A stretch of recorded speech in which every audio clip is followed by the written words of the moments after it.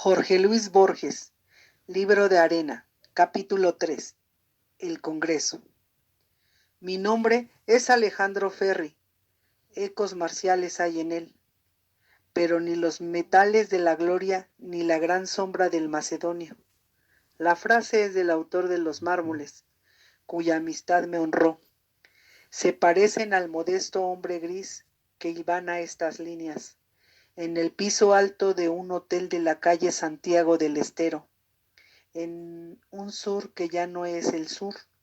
En cualquier momento habré cumplido 70 y tantos años.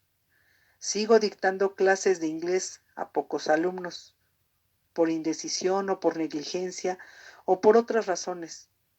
No me casé y ahora estoy solo. No me duele la soledad. Bastante esfuerzo es tolerarse a uno mismo y a sus manías. Noto que estoy envejeciendo. Un síntoma inequívoco es el hecho de que no me interesan o sorprenden las novedades. ¿Acaso porque advierto que nada esencialmente nuevo hay en ellas y que no pasa de ser tímidas variaciones? Cuando era joven me atraían los atardeceres, los arrabales y la desdicha. Ahora las mañanas del centro y la serenidad. Ya no juego a ser Hamlet. Me he afiliado al Partido Conservador y a un club de ajedrez que suelo frecuentar como espectador, a veces distraído. El curioso puede exhumar en algún oscuro anaquel de la Biblioteca Nacional de la calle México un ejemplar de mi breve examen del idioma analítico de John Wilkins, ahora que exigiría otra edición, siquiera para corregir o atenuar sus muchos errores. El nuevo director de la biblioteca, me dicen, es un literato que se ha consagrado al estudio de las lenguas antiguas, como si las actuales no fueran suficientemente rudimentarias, y a la exaltación demagógica de un imaginario Buenos Aires de cuchilleros. Nunca he querido conocerlo. Yo arribé a esta ciudad en 1899 y una sola vez el azar me enfrentó a un cuchillero o con un sujeto que tenía fama de tal. Más adelante, si se me presenta la ocasión, contaré el episodio. Ya dije que estoy solo. Días pasados, un vecino de pieza que me había oído hablar de Fermín Eguren me dijo que éste había fallecido en Punta del Este. La muerte de aquel hombre, que ciertamente no fue nunca mi amigo, se ha obstinado en entristecerme. Sé que estoy solo. Soy en la tierra el único guardián de aquel acontecimiento, el Congreso, cuya memoria me podré compartir. Soy ahora el último congresal. Es verdad que todos los hombres lo son, que no hay un ser en el planeta que no lo sea, pero yo lo soy de otro modo. Sé que lo soy. Eso me hace diverso de mis innumerables colegas, actuales y futuros. Es verdad que el día 7 de febrero de 1904 juramos por lo más sagrado no revelar. ¿Habrá en la tierra algo sagrado o algo que no lo sea? La historia del Congreso, pero no menos cierto es que el hecho de que yo ahora sea un perjuro es también parte del Congreso. Esta declaración es oscura, pero puedo encender la curiosidad de mis eventuales lectores. De cualquier modo, la tarea que me he impuesto no es fácil. No he acometido nunca, ni siquiera en su especie epistolar, el género narrativo. Y lo que sin duda es harto más grave, la historia que registraré es increíble. La pluma de José Fernández Irala, el inmerecido olvidado poeta de los mármoles, era la predestinada a esta empresa, pero ya es tarde. No falsearé, deliberadamente los hechos, pero presiento que la haraganería y la torpeza me obligarán más de una vez al error. Las precisas fechas no importan. Recordemos que vine de Santa Fe, mi provincial natal, en 1899. No he vuelto nunca. Me he acostumbrado a Buenos Aires, ciudad que no me atrae como quien se acostumbra a su cuerpo o a una vieja dolencia. Preveo sin mayor interés que pronto he de morir. Debo ser consiguiente, sujetar mi hábito digresivo y adelantar un poco la narración. No modificar nuestra esencia los años, si es que alguna tenemos. El impulso que me llevaría una noche al Congreso del Mundo fue el que me trajo inicialmente a la redacción de última hora. Para un pobre muchacho provinciano, ser periodista puede ser un destino romántico, así como un pobre muchacho de la capital puede imaginar que es romántico el destino de un gaucho o de un peón de chacra.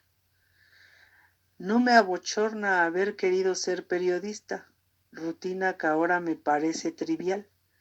Recuerdo haberle oído decir a Fernández Irala, mi colega, que el periodista escribe para el olvido y que su anhelo era escribir para la memoria y el tiempo. Ya había cincelado. El verbo era de uso común. Alguno de los sonetos perfectos que aparecían después, con uno que otro leve retoque en las páginas de los mármoles. No puedo precisar la primera vez que oí hablar del Congreso. Quizá fue aquella tarde en que el contador me pagó mi sueldo mensual y yo, para celebrar esa prueba de que Buenos Aires me había aceptado, propuse a Irala que comiéramos juntos. Este se disculpó, alegando que no podía faltar al Congreso. Inmediatamente entendí que no se refería al vanidoso edificio con una cúpula que está en el fondo de una avenida poblada de españoles, sino algo más secreto y más importante. La gente hablaba del Congreso, algunos con abierta sorna, otros bajando la voz, otros con alarma o curiosidad, todos, creo, con ignorancia. Al cabo de unos sábados, Irala me convidó a acompañarlo. Ya había cumplido, me confió con los trámites necesarios. Serían las 9 o 10 de la noche. En la trivia me dijo que las reuniones preliminares tenían lugar los sábados y que don Alejandro Glencoe, tal vez movido por mi nombre, ya había dado su firma. Entramos con la confitería del gas. Los congresales, que serían 15 o 20, rodeaban una mesa larga. No sé si había un estrado o si la memoria lo agrega. Reconocí en el acto al presidente, que no había visto nunca. Don Alejandro era un señor de aire digno, ya entrado en años, con la frente despejada, los ojos grises y una canosa barba rojiza. Siempre lo vi de levita oscura. Solía apoyar en el bastón las manos cruzadas. Era robusto y alto. A su izquierda había un hombre mucho más joven, también de pelo rojo. Su violento color sugería el fuego y el de la barba del señor Glencoe, las hojas del otoño. A la derecha había un muchacho de cara larga y de frente singularmente baja, trajeado como un dandy. Todos habían pedido café y uno que otro ajenjo. Lo que primero despertó mi atención fue la presencia de una mujer, sola entre tantos hombres. En la otra punta de la mesa había un niño de 10 años, vestido de marinero, que no tardó en quedarse dormido. Había también un pastor protestante, dos inequívocos judíos y un negro con pañuelo de seda y la ropa muy ajustada, a la manera de los compadritos de las esquinas. Ante el negro y el niño había 2 tazas de chocolate. No recuerdo a los otros, salvo a un señor Marcelo del Mazo, hombre de suma cortesía y de fino diálogo, que no volví a ver más. Conservo una borrosa y deficiente fotografía de una de las reuniones, que no publicaré, porque la indumentaria de la época, las melenas y los bigotes le darían un aire burlesco y hasta menesteroso, que falsearía la escena. Todas las agrupaciones tienden a crear un dialecto y sus ritos. El Congreso, que siempre tuvo para mí algo de sueño, parecía querer que los congresales fueran descubriendo sin prisa el fin que buscaba y aún los nombres y apellidos de sus colegas. No tardé en comprender que mi obligación era no hacer preguntas y me abstuve de interrogar a Fernández Irala, que tampoco me dijo nada. No falté un solo sábado, pero pasaron 1 a 2 meses antes de que yo entendiera. Desde la segunda reunión, mi vecino fue Donald Ruane, un ingeniero de Ferrocarril Sud, que me daría lecciones de inglés. Don Alejandro hablaba muy poco. Los otros no se dirigían a él, pero sentí que hablaban para él y que buscaban su aprobación. Bastaba un ademán de la lenta mano para que el tema del debate cambiara. Fui descubriendo poco a poco que el rojizo hombre de la izquierda tenía el curioso nombre de Truilk. Recuerdo su aire frágil, que es atributo de ciertas personas muy altas, como si la estatura les diera vértigo y los hiciera abovedarse. Sus manos, lo recuerdo, solían jugar con una brújula de cobre que a ratos dejaba en la mesa. A fines de 1914 murió como soldado de infantería en un regimiento irlandés. El que siempre ocupaba la derecha era el joven de frente baja, Fermín Eguren, sobrino del presidente. Descreo de los métodos del realismo, género artificial si los hay. Prefiero revelar de una buena vez lo que comprendí gradualmente. Antes, quiero recordar al lector mi situación de entonces. Yo era un pobre muchacho de Casilda, hijo de chacareros, que había llegado a Buenos Aires y que de pronto se encontraba, así la sentí, en el íntimo centro de Buenos Aires y tal vez, quién sabe, del mundo. Medio siglo ha pasado y sigo sintiendo aquel deslumbramiento inicial, que ciertamente no fue el último. He aquí los hechos. Los narré con toda brevedad. Don Alejandro Glencoe, el presidente, era un estanciero oriental, dueño de un establecimiento de campo que lindaba con el Brasil. Su padre, oriundo de Aberdeen, se había fijado en este continente al promediar el siglo anterior. Trajo consigo unos 100 libros, los únicos, me atrevo a afirmar, que don Alejandro leyó en el decurso de su vida. Hablo de estos libros heterogéneos que he tenido en las manos, porque en uno de ellos está la raíz de mi historia. El primer Glencoe, al morir, dejó una hija y un hijo, que serían después nuestro presidente. La hija se casó con un Eguren y fue la madre de Fermín.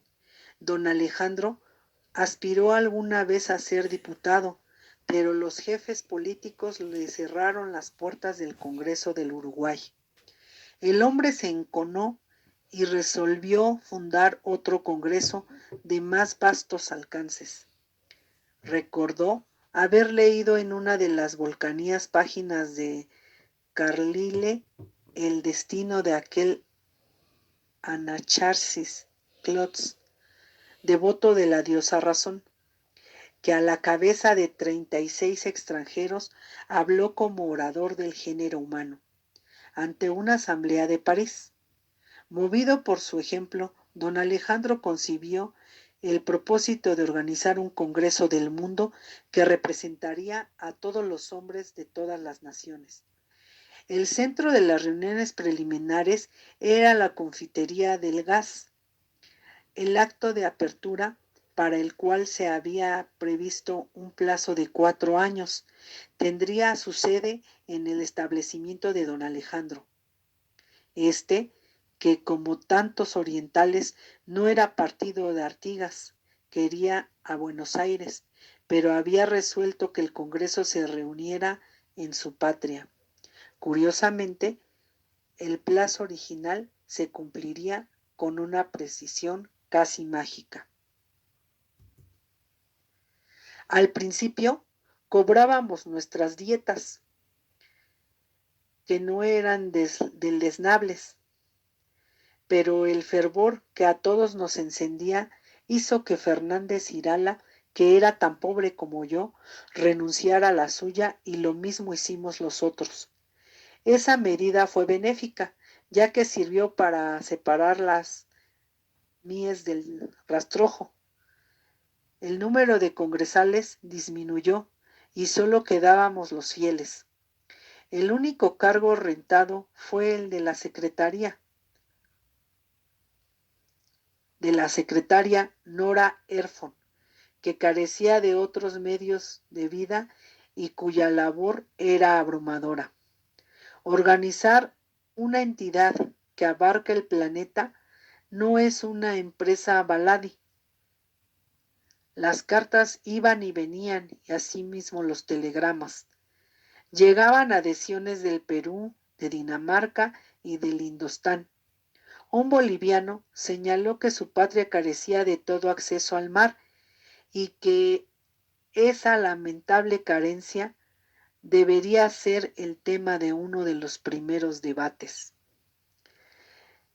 Thrill, cuya inteligencia era lúcida, observó que el Congreso presuponía un problema de índole filosófica. Planear una asamblea que representara a todos los hombres era como fijar el número exacto de los arquetipos platónicos, enigma que ha atareado durante siglos la perplejidad de los pensadores.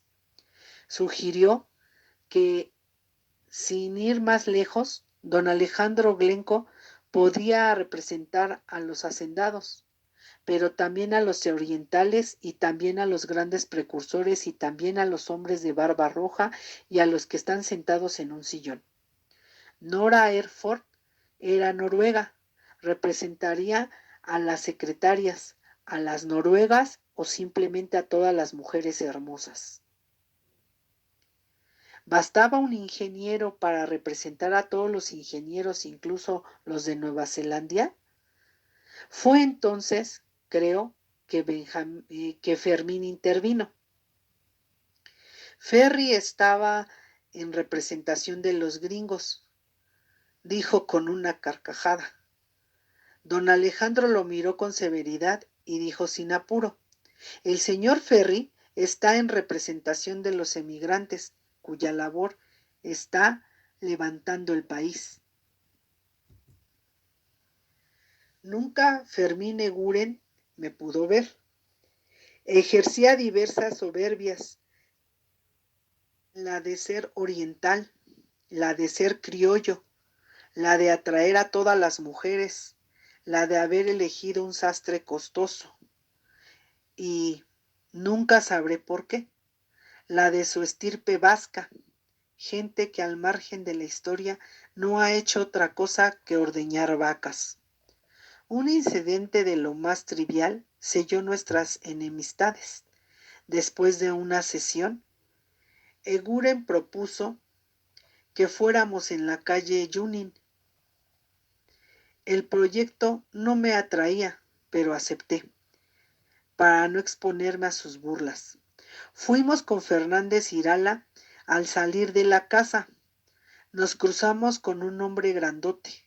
Eguren, que estaría un poco bebido, le dio un empujón. El otro nos cerró el camino y nos dijo: el que quiera salir va a tener que pasar por este cuchillo. Recuerdo el brillo del acero en la oscuridad del zaguán. Eguren se echó atrás, aterrado. Yo no las tenía todas conmigo, pero mi odio pudo más que mi susto. Me llevé la mano a la sisa como para sacar un arma y dije con voz firme: esto lo vamos a arreglar en la calle. El desconocido respondió, ya con otra voz: así me gustan los hombres. Yo quería robarlos, amigo. Quería probarlos, amigo. Ahora reía afablemente. Lo de amigo corre por cuenta suya, le repliqué y salimos. El hombre del cuchillo entró en el prostíbulo. Me dijeron después que se llamaba Tapia, o Paredes, o algo por el estilo, y que tenía fama de pendenciero. Ya en la vereda, Irala, que se había mantenido sereno, me palmeó y declaró con énfasis: entre los tres había un mosquetero. ¡Salve, Dargatán! Fermín Eguren nunca me perdonó haber sido testigo de su aflojada. Siento que ahora, y solo ahora, empieza la historia. Las páginas ya escritas no han registrado más que las condiciones que el azar o el destino requeridas para que ocurriera el hecho increíble, acaso el único de toda mi vida. Don Alejandro Glenco era siempre el centro de la trama, pero gradualmente sentimos, no sin algún asombro y alarma, que el verdadero presidente era Grill. Este singular personaje de bigote fulgente adulaba a Glenco y a un Fermín Eguren de un modo tan exagerado que podía pasar por una burla y no comprometía su dignidad. Glenco tenía la soberbia de su vasta fortuna. Thrill adivinó que, para imponerle un proyecto, bastaba sugerir que su costo era demasiado oneroso. Al principio, el Congreso no había sido más, lo sospecho, que un vago nombre. Thrill proponía continuas ampliaciones, que don Alejandro siempre aceptaba. Era como estar en el centro de un círculo creciente, que se agranda sin fin, alejándose. Declaró, por ejemplo, que el Congreso no podía prescindir de una biblioteca de libros de consulta. Nierstein, que trabajaba en una librería, fue consignándonos de altas de Justus per Tes y diversas extensas enciclopedias, desde la historia naturales de Plinio y el Speculum de Beauvais hasta los gratos laberintos. Releo estas palabras con la voz de Fernández Irala, de los ilustres enciclopedistas franceses, de la británica, de Pierre Larousse, de Brockhaus, de Larsen y de Montaner y Simón. Recuerdo haber acariciado con reverencia los sedosos volúmenes de cierta enciclopedia china, cuyos bien pincelados caracteres me parecieron más misteriosos que las manchas de la piel de un leopardo. No diré todavía el fin que tuvieron y que por cierto no lamento. Don Alejandro nos había tomado cariño a Fernández Irala y a mí, tal vez porque éramos los únicos que no trataban de halagarlo. Nos convidó a pasar unos días en la estancia La Celedonia, donde ya estaban trabajando los peones albañiles. Al cabo de una larga navegación, río arriba, y de una travesía en balsa, pisamos la otra banda, un amanecer.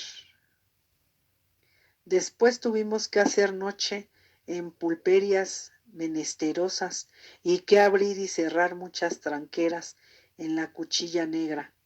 Íbamos en una volanta. El campo me pareció más grande y más solo que el de la chacra en que nací. Conservo aún mis dos imágenes de la estancia, la que yo había previsto y la que mis ojos vieron al fin.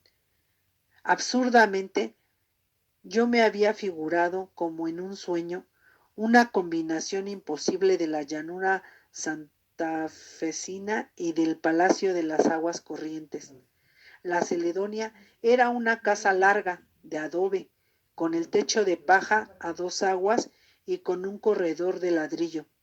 Me pareció construida para el rigor y para el largo tiempo. Casi una vara de espesor tenían los toscos muros y las puertas eran angostas. A nadie se le había ocurrido plantar un árbol.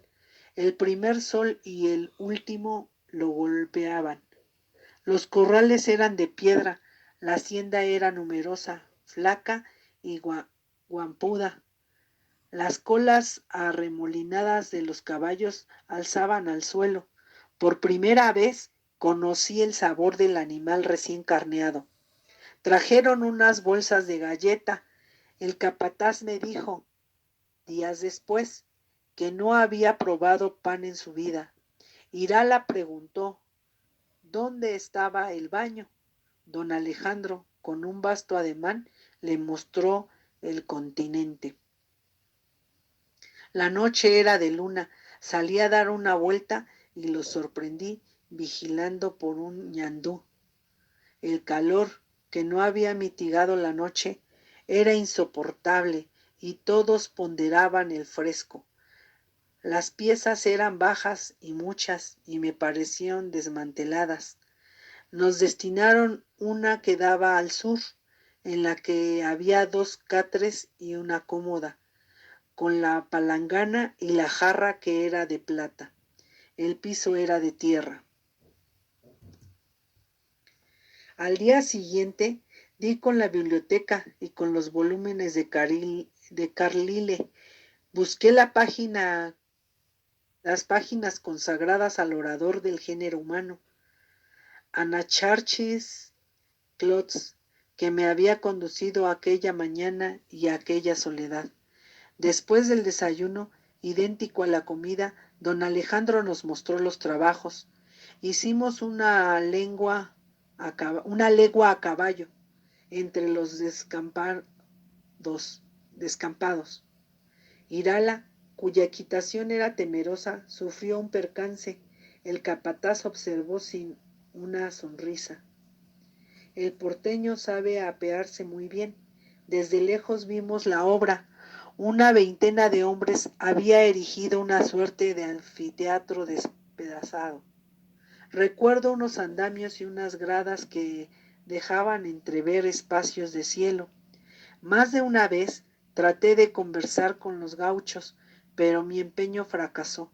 De algún modo sabía que eran distintos para entenderse entre ellos.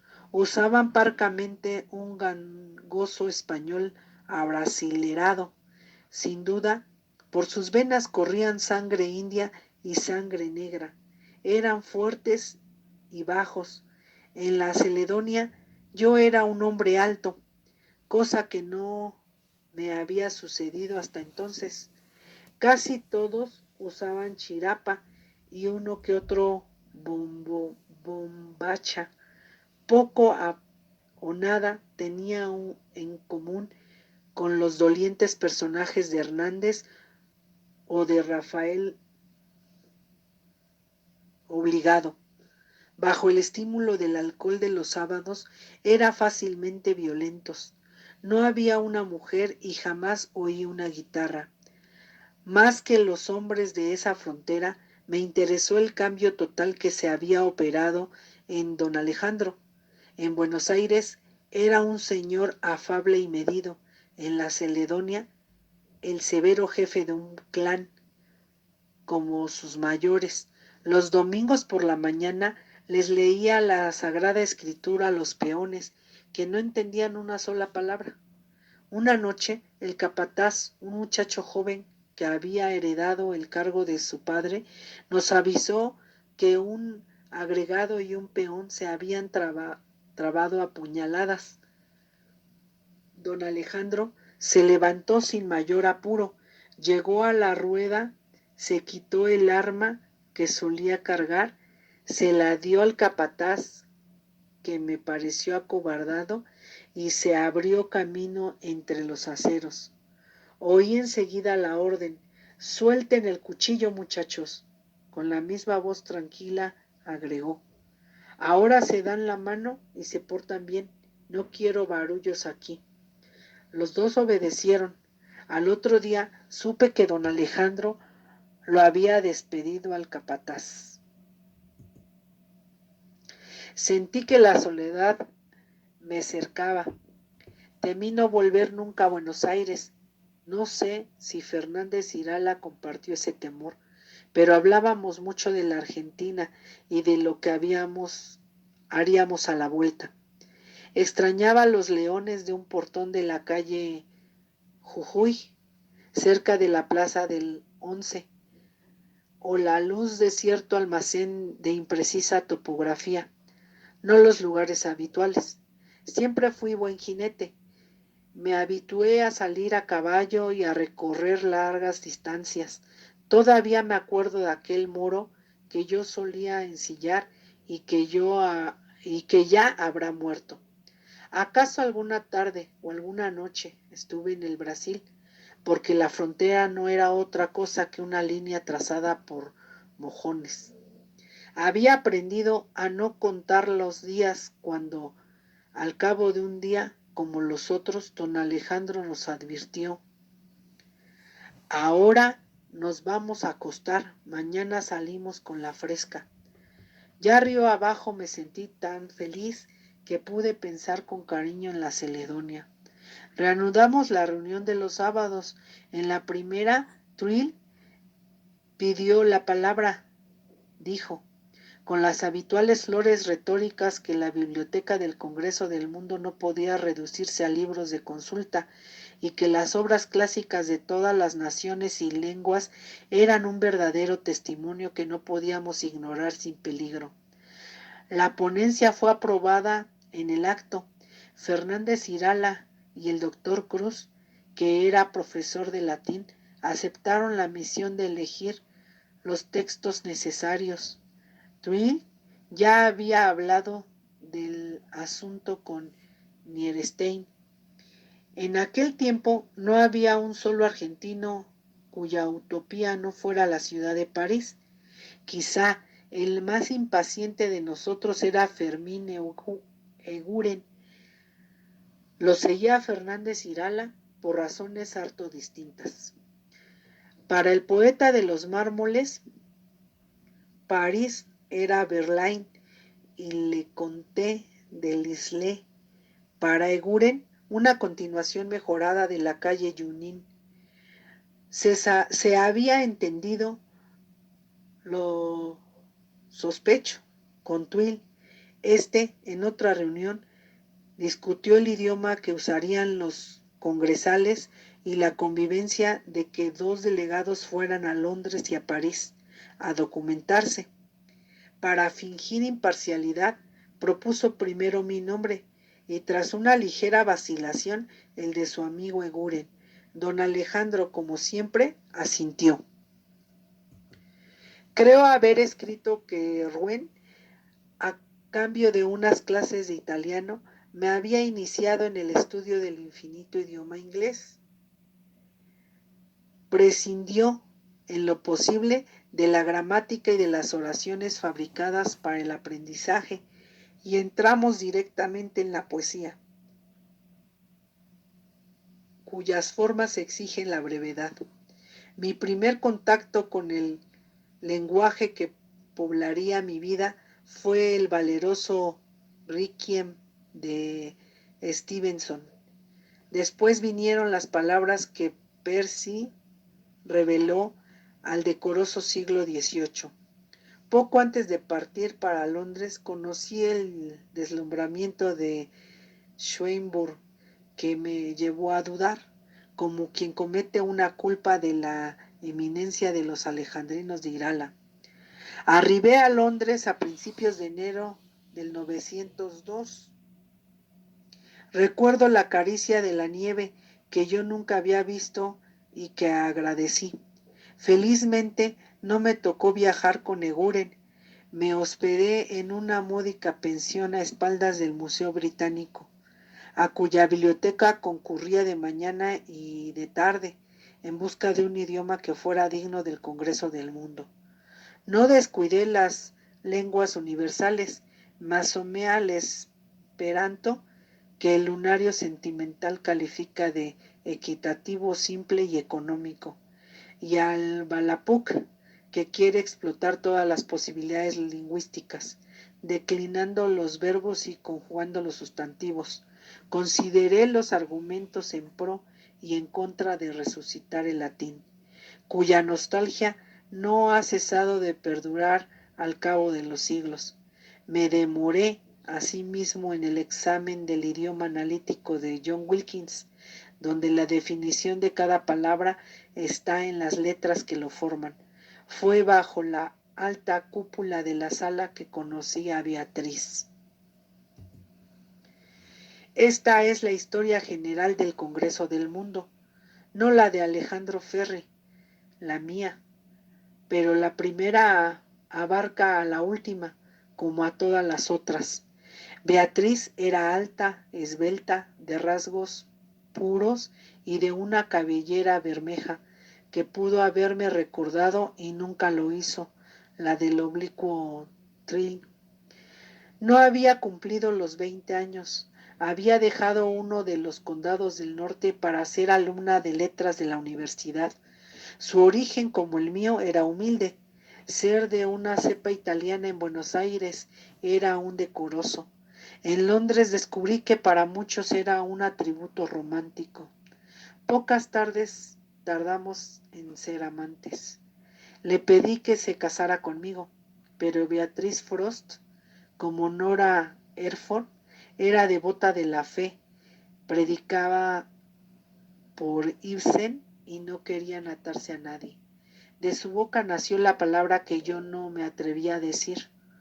Oh noches, oh compartida y tibia niebla, oh el amor que fluye en la sombra como un río secreto, oh aquel momento de la dicha en que cada uno de los dos, oh la inocencia y el candor de la dicha, oh la unión en la que nos perdíamos para perdernos luego en el sueño, oh las primeras claridades del día y yo contemplándola. En la espera frontera del Brasil me había acosado la nostalgia, no así en el rojo laberinto de Londres, que me dio tantas cosas. A pesar de los pretextos que urdí para demorar la partida, tuve que volver a fin de año. Celebramos juntos la Navidad. Le prometí que don Alejandro la invitaría a formar parte del Congreso. Me replicó de un modo vago que le interesaría visitar el hemisferio austral y que un primo suyo, dentista, se había radicado en Tasmania. Beatriz no quiso ver el barco, la despedida o su entender. Era un énfasis, una insensata fiesta de la desdicha, y ella detestaba los énfasis. Nos dijimos adiós en la biblioteca donde nos conocimos en otro invierno. Soy un hombre cobarde. No le dejé mi dirección para eludir la angustia de esperar cartas. He notado que los viajes de vuelta duran menos que los de ida, pero la travesía del Atlántico, pesada de recuerdos y de zozobras, me pareció muy larga. Nada me dolía tanto como pensar que paralelamente a mi vida Beatriz iría viviendo la suya, minuto por minuto y noche por noche. Escribí una carta de muchas páginas que rompí al zarpar de Montevideo. Arribé a la patria un día jueves. Irala me esperaba en la Dársena. Volví a mi antiguo alojamiento en la calle Chile. Aquel día y el otro los pasamos hablando y caminando. Yo quería recobrar a Buenos Aires. Fue un alivio saber que Fermín Eguren seguía en París.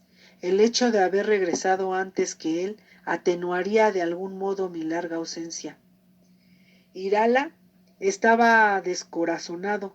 Fermín dilapidaba en Europa sumas desaforadas y había desacatado más de una vez la orden de volver inmediatamente. Esto era previsible. Más me inquietaron otras noticias. Twin, pese a la oposición de Irala y de Cruz, había invocado a Plinio el Joven, según el cual no hay libro tan malo que no encierre algo bueno, y había propuesto la compra indiscriminada de colecciones de la prensa, de 3.400 ejemplares de Don Quijote, en diversos formatos, del epistolario de Balmes, de tesis universitarias, de cuentas, de boletines y de programas de teatro. Todo es un testimonio, había dicho. Neirestein lo apoyó. Don Alejandro, al cabo de 3 sábados sonoros, aprobó la moción. Nora Erford había renunciado a su cargo de secretaria. La reemplazaba un socio nuevo, Karlinsky, que era un instrumentado de Twin. Los desmesurados paquetes iban apilándose ahora, sin catálogo ni fichero, en las habitaciones del fondo y en la bodega del caserón de don Alejandro. A principios de julio, Irala había pasado una semana en la Celedonia. Los albañiles habían interrumpido el trabajo. El capataz, interrogado, explicó que así lo había dispuesto el patrón y que el tiempo, lo que le estaba sobrando, son días. En Londres yo había redactado un informe que no es del caso recordar. El viernes fui a saludar a don Alejandro y a entregarle mi texto. Me acompañó Fernández Irala. Era la hora de la tarde y en la casa entraba el pampero. Frente al portón de la calle Alsina esperaba un carro con 3 caballos. Me acuerdo de hombres encorvados que iban descargando sus fardos en el último patio. Twin, imperioso, les daba órdenes. Ahí estaban también como si presintieran algo. Nora Erford y Nierenstein y Cruz y Donald Wayne y 1 o 2 congresales más. Nora me abrazó y me besó, y aquel abrazo y aquel beso me recordaron otros. El negro, bonachón y feliz, me besó la mano. En uno de los cuartos estaba abierta la cuadra trampa del sótano. Unos escalones de material se perdían en la sombra. Bruscamente oímos los pasos. Antes de verlo, supe que era don Alejandro el que entraba. Casi como si corriera, llegó. Su voz era distinta. No era la del pausado señor que presidía nuestros sábados, ni la del estanciero feudal que prohibía un duelo a cuchillo, que predicaba a sus gauchos la palabra de Dios, pero se parecía más a la última. Sin mirar a nadie mandó: vayan sacando todo lo amontonado de ahí abajo, que no quede un libro en el sótano. La tarea duró casi 1 hora, acumulándonos en el patio de tierra una pila más alta que los más altos. Todos íbamos y veníamos. El único que no se movió fue don Alejandro. Después vino la orden. Ahora le prenden fuego a estos bultos. Twin estaba muy pálido. Neistein acertó a murmurar: el Congreso del Mundo no puede prescindir de esos auxiliares preciosos que he seleccionado con tanto amor. ¿El Congreso del Mundo?, dijo don Alejandro. Se rió con sorna y yo nunca lo habíamos oído reír. Hay un misterio placer en la destrucción. Las llamaradas crepitaron resplandecientes y los hombres nos agolpamos contra los muros o en las habitaciones. Noche, ceniza y olor a quemado quedaron en el patio. Me acuerdo de unas hojas perdidas que se salvaron, blancas sobre la tierra. Nora Erford, que profesaba por don Alejandro ese amor que las mujeres jóvenes suelen profesar por los hombres viejos, dijo sin entender: don Alejandro, ¿sabe lo que hace? Irala, fiel a la literatura, intentó una frase: cada tantos siglos hay que quemar la biblioteca de Alejandría. Luego nos llegó la revelación. 4 años he tardado en comprender lo que les digo ahora. La empresa que hemos acometido es tan vasta que abarca, ahora lo sé, el mundo entero. No es unos cuantos charlatanes que aturden en los galpones de una estancia perdida. El Congreso del Mundo comenzó con el primer instante del mundo y proseguirá cuando seamos polvo. No hay un lugar en que no estén. El Congreso es los libros que hemos quemado. El Congreso es los celedonios que derrotaron a las legiones de los césares. El Congreso es Job en el muladar y Cristo en la cruz. El Congreso es aquel muchacho inútil que malgasta mi hacienda con las rameras. No pude contenerme y lo interrumpí. Don Alejandro, yo también soy culpable. Yo tenía concluido el informe que aquí le traigo y seguía demorándome en Inglaterra y tirando su plata por el amor de una mujer. Don Alejandro continuó: ya me lo suponía, Ferry, el Congreso es mis toros. El Congreso es los toros que he vendido y las lenguas de campo que no son mías. Una voz consternada se elevó. Era Truin. ¿No va a decirnos que ha vendido la Celedonia? Don Alejandro contestó sin apuro: sí, la he vendido. Ya no me queda un palmo de tierra, pero mi ruina no me duele, porque ahora entiendo. Tal vez no nos veremos más, porque el Congreso no nos precisa, pero esta última noche saldremos todos a mirar el Congreso. Estaba ebrio de victoria. Nos inundaron su firmeza y su fe. Nadie ni por un segundo pensó que estuviera loco. En la plaza tomamos un coche abierto. Yo me acomodé en el pescante junto al cochero y don Alejandro ordenó: maestro, vamos a recorrer la ciudad. Llévenos donde quiera. El negro encaramó en un estribo. No cesaba de sonreír. Nunca sabré si entendió algo. Las palabras son símbolos que postulan una memoria compartida. La que ahora quiero historiar es mía solamente. Quienes lo compartieron han muerto. Los místicos invocan una rosa, un beso, un pájaro, que es todos los pájaros, un sol, que es todas las estrellas, y el sol, un cántaro de vino, un jardín o el acto sexual. De esas metáforas nunca, ninguna me sirve para esa larga noche de júbilo que nos dejó cansados y felices en los linderos de la aurora. Casi no hablábamos mientras las ruedas y los cascos retumbaban sobre las piedras.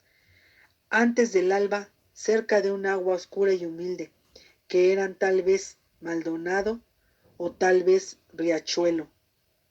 La voz de Nora Erford entonó la balada de Patrick Spence y don Alejandro coreó uno que otro verso en voz baja, desafinadamente. Las palabras inglesas no me trajeron la imagen de Beatriz. A mis espaldas, Twinkle murmuró: he querido hacer el mal y hago el bien. Algo de lo que entrevimos perdura: el rojizo paredón de la Recoleta, el amarillo paredón de la cárcel, una pareja de hombres bailando en una esquina sin octava, un atrio ajedrezado con una verja, las barreras del tren, mi casa, un mercado, la insondable y húmeda noche. Pero ninguna de esas cosas fugaces, que acaso fueron otras, importa. Importa haber sentido que nuestro plan, del cual más de una vez nos burlamos, existía realmente y secretamente, y era el universo y nosotros. Sin mayor esperanza, he buscado a lo largo de los años el sabor de esa noche. Alguna vez creí recuperarla en la música, en el amor, en la incierta memoria, pero no ha vuelto, salvo una sola madrugada en un sueño. Cuando juramos no decir nada a nadie, ya era la mañana del sábado. No los volví a ver más, salvo a Irala. No comentamos nunca la historia. Cualquier palabra nuestra hubiera sido una profanación. En 1914, don Alejandro Glencoe murió y fue sepultado en Montevideo. Irala ya había muerto el año anterior. Con Eyrenstein me crucé una vez en la calle Lima y fingimos no habernos visto.